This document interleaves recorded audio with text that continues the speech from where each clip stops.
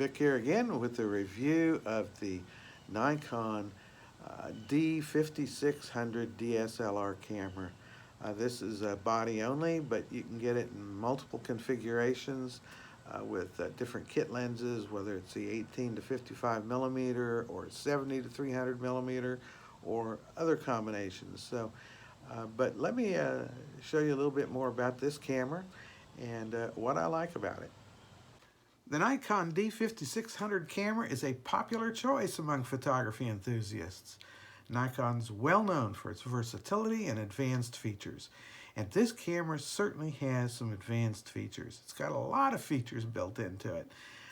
Many you probably won't use, and certainly I don't use all of them either.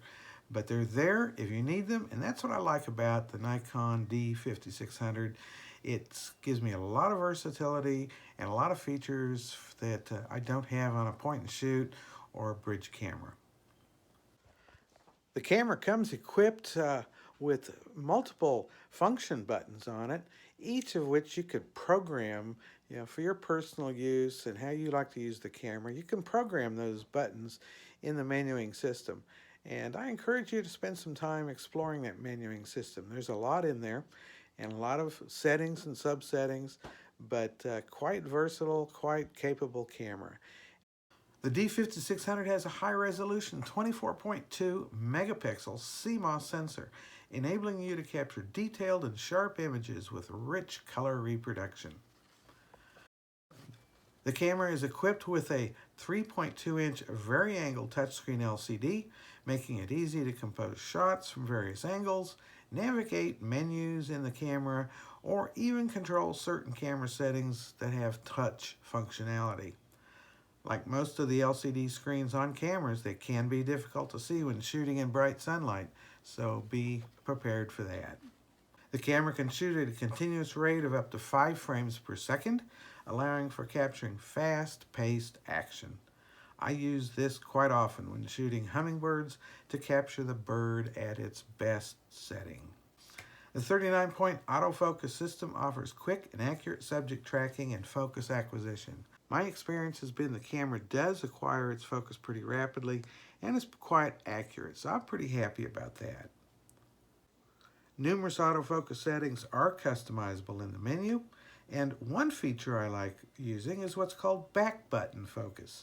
Instead of using the shutter release button to activate the focus, I prefer to define in the menu the use of the focus lock button on the back of the camera to activate and lock the autofocus. The camera has plenty of metering options, including a center weighted average, matrix, and spot. I prefer using the spot a lot, occasionally use the matrix, and sometimes the center weighted average. It really just kind of depends on the situation. The D5600 also supports full HD 1080p video recording at up to 60 frames per second, ensuring smooth and high quality footage. The camera is compatible with Nikon's wide range of lenses, providing you the flexibility to choose the appropriate lens for your shooting need. Anything from wide-angle landscapes to telephoto wildlife photography. I might mention too, the camera will accept older style Nikkor lenses, which I have a few from my film days. You have to use them in manual mode, but manual focus and manual exposure, but they work great. Numerous exposure modes are available from the dial or from the menu. Anything from aperture priority to shutter priority, fully programmed, or even manual.